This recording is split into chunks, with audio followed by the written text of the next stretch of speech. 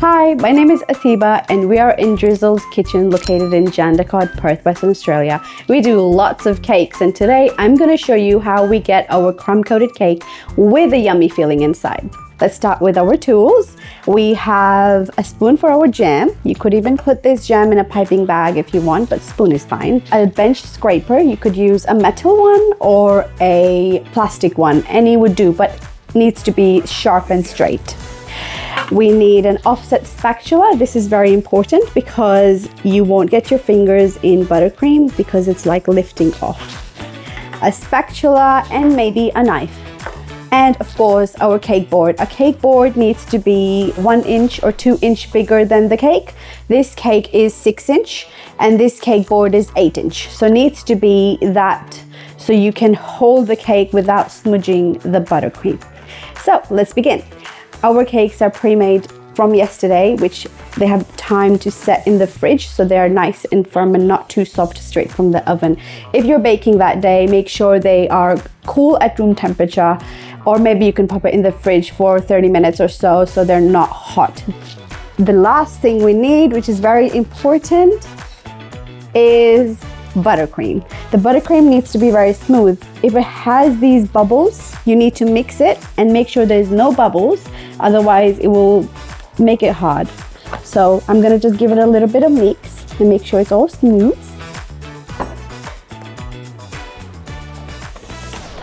We use American buttercream in this kitchen because it's delicious and it's very easy to work with in any temperature, meaning any weather.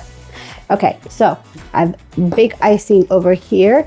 I'm gonna take some icing and blob it on the center of the board, and that will ensure our cake doesn't go anywhere when we're icing it, really.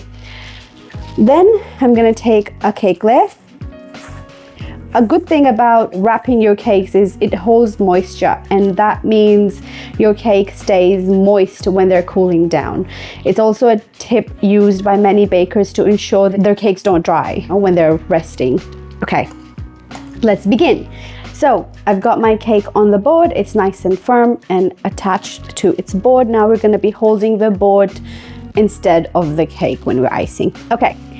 Now we're gonna put a big blob of icing in the center.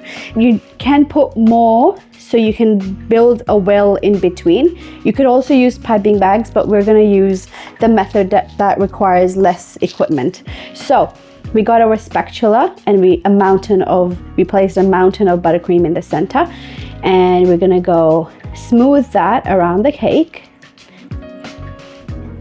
and make sure. I know it looks thick right now, but I'll tell you why we need that. Okay, so now it's smooth. We're gonna wipe our spatula on our bowl so we don't have much icing. We're gonna, from like a 1/2 inch inwards the cake, we're gonna put our spatula like so, and we're gonna try scooping buttercream. And we're gonna tilt our turntable to make a nice well. Like that, and then we're gonna smooth the inside of the well so we can make like a pocket of filling. This ensures your cake does not leak fillings. Well, we'll try our best. So the rest of the icing that got smeared on the sides, I'm gonna try smoothing that and build a higher wall. And I'm just gonna keep swirling. We're gonna clean up this mess, so don't worry too much. The key is that we need to build a blank canvas, but we also want to add our yummy filling. Like so. I'm gonna keep wiping my spatula. Now it has a well and it has a wall. I'm gonna take our jam. We make this jam ourselves. It's a strawberry jam, but you could use any filling you want. You can use lemon curd, salted caramel, you name it, anything. I'm gonna put 2 big spoons of fillings. This is a tablespoon. And I'm gonna use the spoon to just move the filling in the center. Okay. We have a well, we have a wall. Okay. The second layer, if your cakes dome a lot, you need to cut them. Even if they don't dome a lot, you need to cut and make sure it's all like equal, you know, and stand straight. So we're gonna take our knife.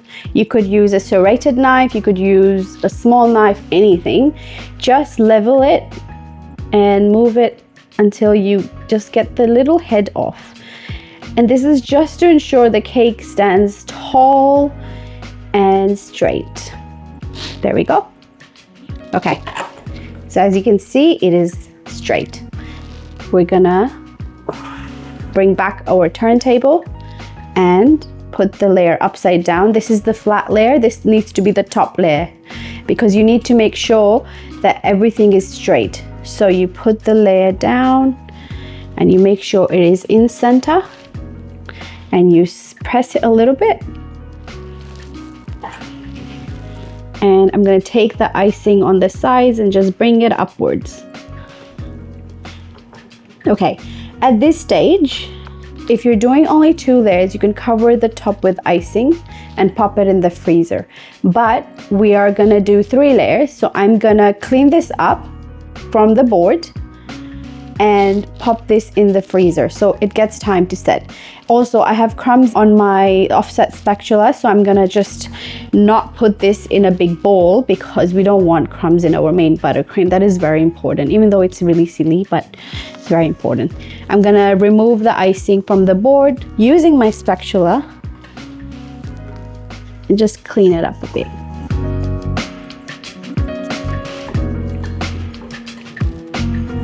Like so. I'm gonna take paper towel and just clean the board. So now I'm gonna put this in the freezer or fridge for it to firm up, and then we're gonna add the next layer. Okay, we got our cake back from the freezer. It is now a bit firm for us to work on the next layer. If you were just making 2 layers, you could just finish the cake previously and then pop it in the fridge, but we're gonna add another layer of filling and buttercream. So same thing again, we're gonna plop some buttercream on the center, make a mountain, and we're gonna smear it around the cake.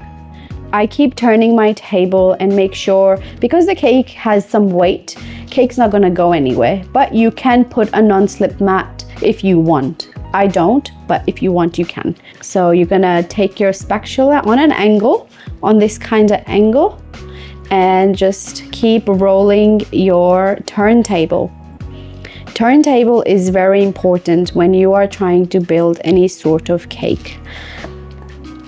And I'm gonna use my bowl to remove the excess. Then with the leftover, I'm gonna just keep building our wall. If your cake was too cold from the freezer, the layer of buttercream that you're putting right now will start to harden. So make sure your cake is not too cold, but it is still firm. And this step is very important to get a really nice blank canvas, as we call it in this kitchen. I'm gonna do the same thing, make a well. This way you can actually put lots of filling, and your cakes even taste delicious if you have more filling. So not only one medium, but like 2 different flavors, you know what I mean? You could do any filling again. We're gonna do strawberry jam, 2 full spoons.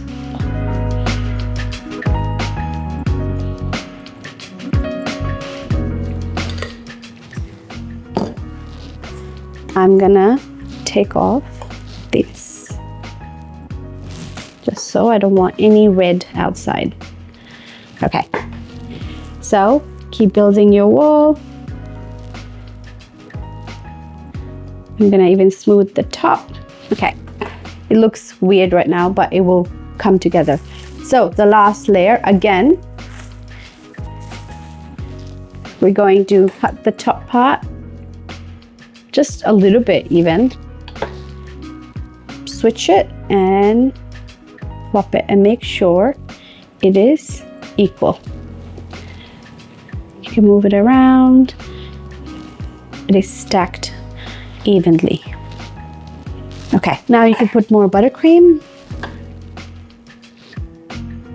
This is a very important step to build any cake. Whether you're doing a drip cake or a vintage cake, you need to make a blank canvas because this ensures your end product is actually neat. I'm gonna keep hiding my cake. The reason it's called a crumb coat is you're locking the crumbs away. So it just needs to hold the crumbs together and also be straight. I'm gonna use a bench scraper now on an angle. So I'm gonna start from here and I'm gonna hold my turntable from here and I'm gonna switch it like that. So put your bench scraper against the cake and in one go, there we go. Clean your bench scraper from the table, or you could use a bowl. We like to use table because you don't have to think too much. And then again, we're gonna sweep. I'm not putting so much pressure that I'm taking everything off. I'm actually putting slight pressure that I'm smearing the buttercream. Again. Now our cake is nice and tall, but now we need to smooth the top. One reason you could pop this entire thing in the freezer and then cut the edges. Some people like to do that way, but we're gonna just use our back of the bench scraper and just smear it like so. Just bring it in.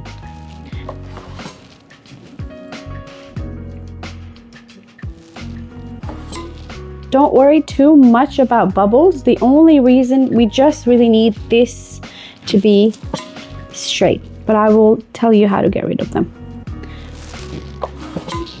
Okay, one more sweep, hopefully.